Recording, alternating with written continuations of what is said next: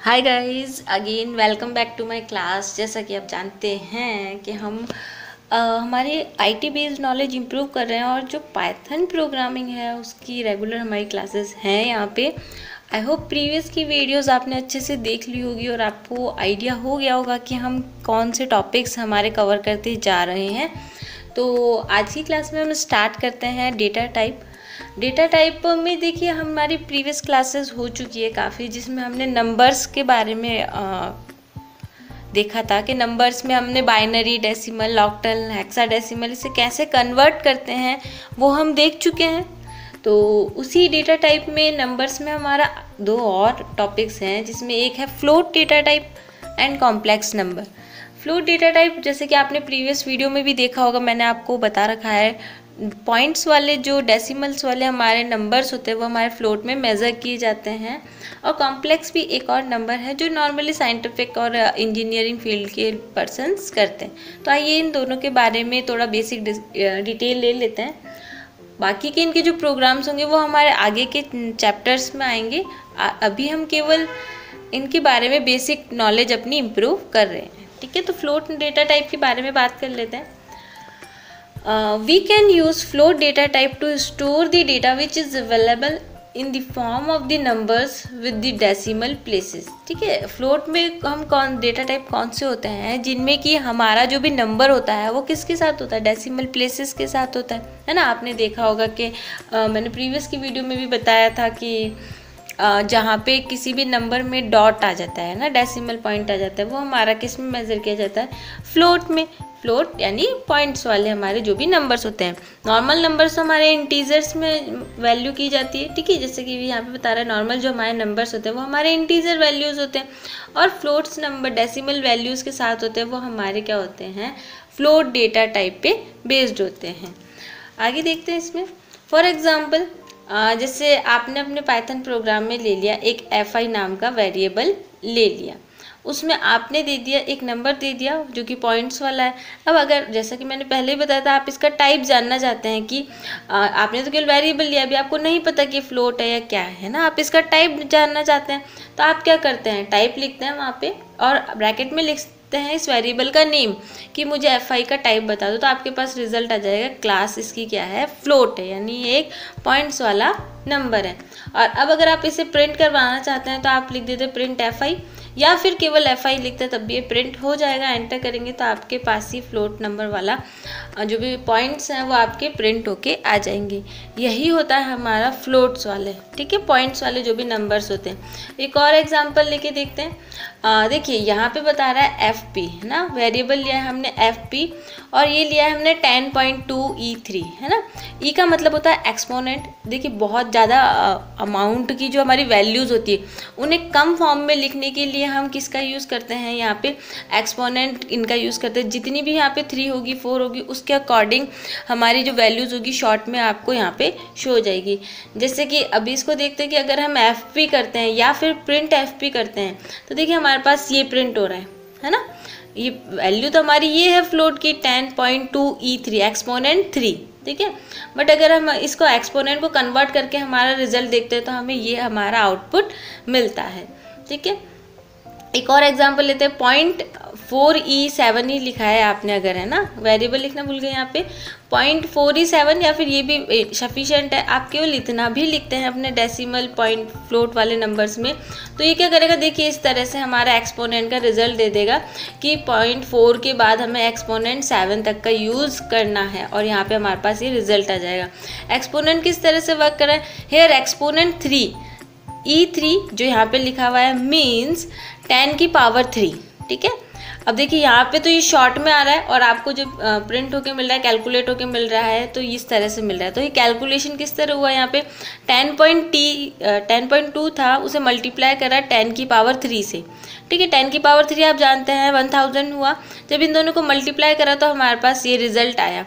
तो जो हमारा 10.2 E3 है वो इक्वल्स टू किसके है, 10,200 डेसिमल के इक्वल है। तो देखिए यहाँ पे ये शॉर्ट को डिफाइन करवा रहा है और यहाँ पे ये लॉन्ग को डिफाइन करवा रहा है। तो हम एक्सपोनेंट के थ्रू भी हमारे फ्लोट नंबर्स लिख सकते हैं जो बहुत ही ज़्यादा बड़ी वैल्यूज़ के होते हैं, है ना।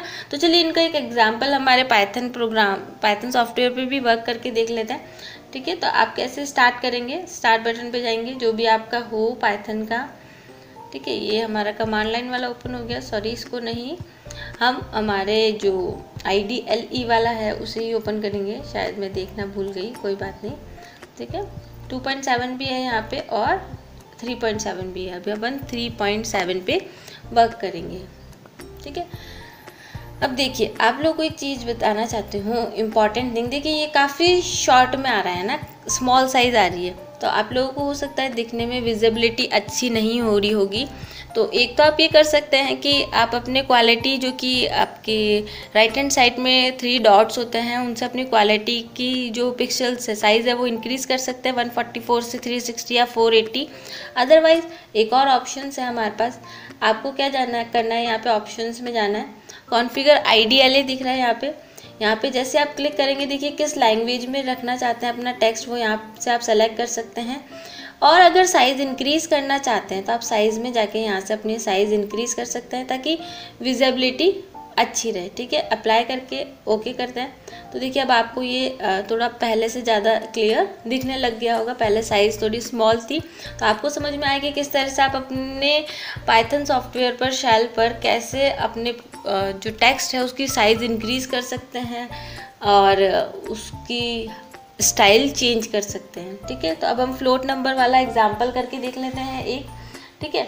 मान लीजिए एक हम वेरिएबल बनाते हैं यहाँ पे HE करके ही बना लेते हैं, ठीक है। किसी भी नाम का वेरिएबल क्या कर सकते हैं यहाँ पे बना सकते हैं, ठीक है। एक सेकेंड, ठीक है। HE करके हमने एक वेरिएबल लिया, इक्वल्स टू लगाया। अब आपको यहाँ पे फ्लोट का देना है नंबर, अभी आपको नहीं पता क्या डेटा टाइप है, बट आप कोई नंबर देंगे, है ना, तभी तो उससे पता चलेगा कि ये जो फ्लोट वाला है वो किस तरह से वर्क करता है। फॉर एग्जांपल हम यही ले लेते हैं 12.2345, ठीक है। एंटर करेंगे हम, इसका टाइप जानना चाहेंगे सबसे पहले हम कि इसका टाइप क्या है ना, टाइप पता करना है तो हम क्या लिखेंगे यहाँ पे TYPE ब्रैकेट स्टार्ट लिखेंगे, सॉरी TYPE ब्रैकेट स्टार्ट करा और अब लिख देंगे हम उस वेरिएबल का नेम जिसका कि हमें टाइप पता करना है, HE ले लिया हमने, ब्रैकेट क्लोज करा, एंटर करा। तो देखिए ये हमें बता रहा है कि इसका क्लास कौन सा है, फ्लोट टाइप का है ना। आप भी अपने वेरिएबल्स का पता कर सकते हैं इसी तरह टाइप फंक्शन के थ्रू कि इसका क्लास कौन सा है।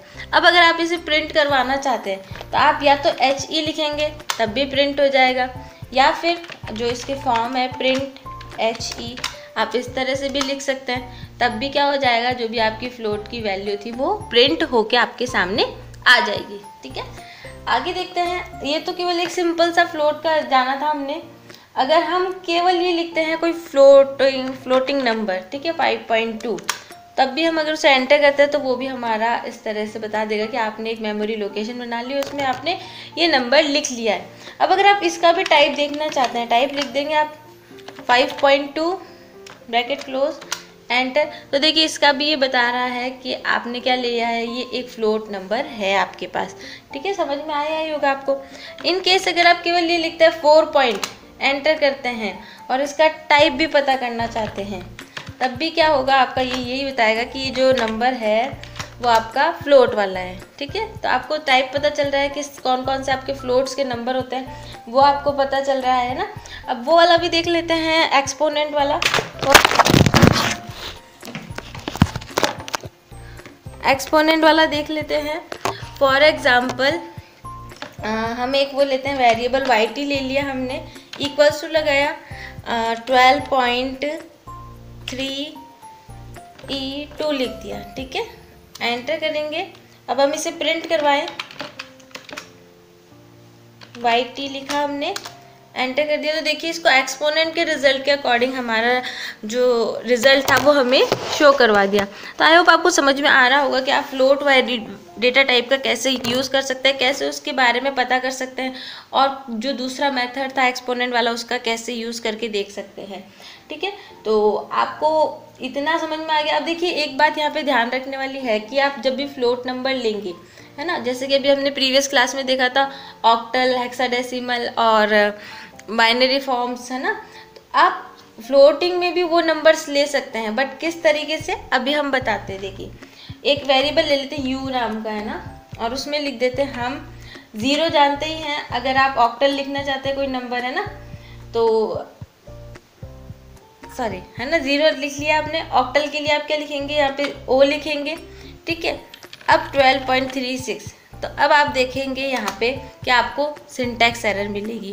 मैंने शायद प्रीवियस में गलत बोल दिया। यहाँ पे ये होना है कि आप जो फ्लोटिंग नंबर्स लेते हैं ना, जो आप बाइनरी, ऑक्टल, डेसिमल लेते हैं, वो केवल इंटीजर वैल्यूज़ के साथ ही आती है।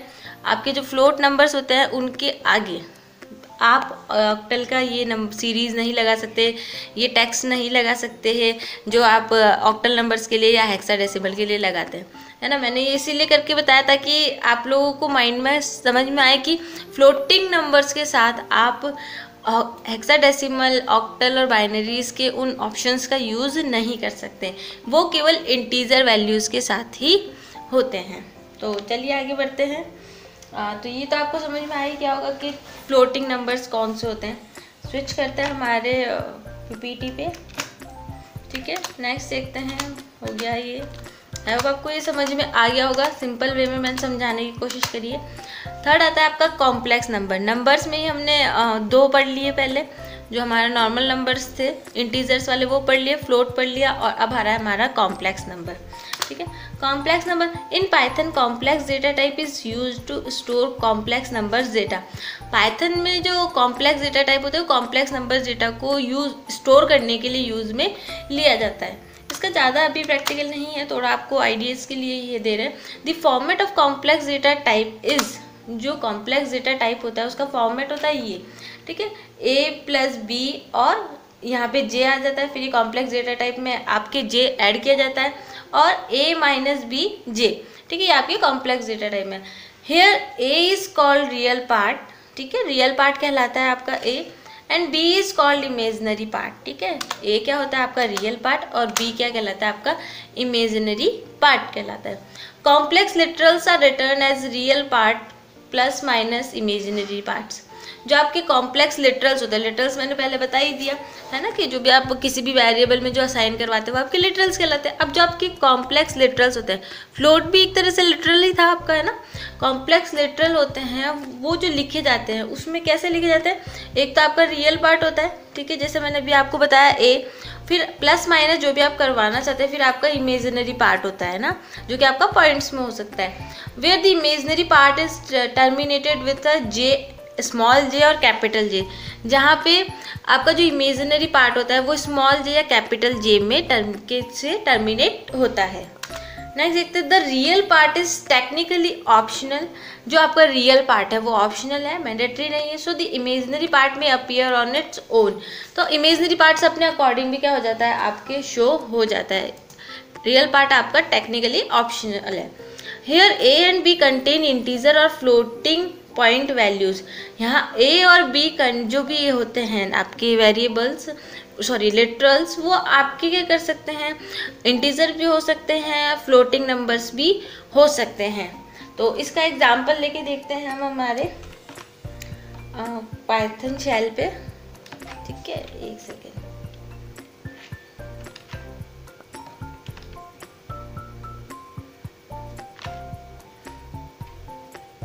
ठीक है, यहाँ पे हम चलते हैं। अभी तक तो हमारा हो गया। ठीक है, यहाँ पे हम थोड़ा सा नीचे आ जाते हैं। अब एक वेरिएबल लेते हैं हम, हमने ले लिया BH ले लिया एक एग्जांपल के लिए। ठीक है, इक्वल्स टू लगाया हमने 1 + 3J। ठीक है, एंटर करेंगे तो ये क्या है, हमारा एक कॉम्प्लेक्स नंबर के अंडर का वेरिएबल है। अगर हम इसका टाइप जानना चाहेंगे, TYPE bracket BH bracket close. तो देखिए हमें बता देगा कि ये जो आपने वेरिएबल लिया है वो किसका है, कॉम्प्लेक्स नंबर से, क्योंकि यहाँ पे जो रेंज दी हुई है, जे दिया गया है, वो ऑटोमेटिकली पता लगा लेता है हमारे जो भी इसकी लाइब्रेरी में होता है कि ये जो पर्टिकुलर आपने वैल्यू दी है किस डेटा टाइप से रिलेटेड है, आपके कॉम्प्लेक्स डेटा टाइप से रिलेटेड है। ठीक है, अब अगर आप प्रिंट करवाना चाहते हैं इसे, प्रिंट BH एंटर, तो ये क्या हो जाएगा, आपके कॉम्प्लेक्स डेटा टाइप जो भी था वो क्या हो जाएगा, आपके सामने प्रिंट होके आ जाएगा। ठीक है, एक और करके देखते हैं हमारे जैसे ये जो आपका कॉम्प्लेक्स डेटा टाइप है ना, तो इसमें क्या कर सकते हैं, अलग अलग भी हम प्रिंट करवा सकते हैं। फॉर एग्जांपल जैसे अभी हमने दिया था यहाँ पे रियल पार्ट कौन सा होता है पहला वाला, और इमेजिनरी पार्ट कौन सा होता है ना। तो अगर हम रियल पार्ट ही प्रिंट करवाना चाहते हैं तो हम क्या लिखेंगे यहाँ पे, BH डॉट, इसका रियल पार्ट करवाना चाहते हैं तो हम लिख देंगे REAL। ठीक है, रियल कर देंगे, एंटर कर दिया, तो देखिए हमें रियल पार्ट मिल रहा है यहाँ पे हमारी जो भी कॉम्प्लेक्स डेटा था उसका। इसी तरह अगर आप इमेजिनरी पार्ट का प्रिंट करवाना चाहते हैं, IMAG एंटर करेंगे, तो ये क्या होगा, आपका इमेजिनरी पार्ट का प्रिंट हो जाएगा, जो कि आपकी डेसिमल वैल्यूज़ के रूप में आपको शो हो जाएगा। ठीक है, नॉर्मली ये जो यूज़ में लिया जाता है आपका कॉम्प्लेक्स डेटा टाइप, ये आपके साइंटिफिक एप्लीकेशंस और इंजीनियरिंग जो एप्लीकेशंस होती है उनके लिए कॉम्प्लेक्स डेटा टाइप का यूज़ लिया जाता है। तो आई होप आपको आज की वीडियो में ये दोनों जो हमारे डेटा टाइप थे नंबर्स में ही, floating and complex data type समझ में आए होंगे। आपके पास जो भी ऑप्शंस हो उन पर प्रैक्टिकल करके देखेंगे तब आपको ये अच्छे से समझ में आएंगे। तो आज की क्लास में इतना ही फ्रेंड्स, मिलते हैं नेक्स्ट क्लास में कुछ न्यू वीडियोज़ के साथ। तब तक के लिए good bye, take care and thanks for watching my video. Thank you once again.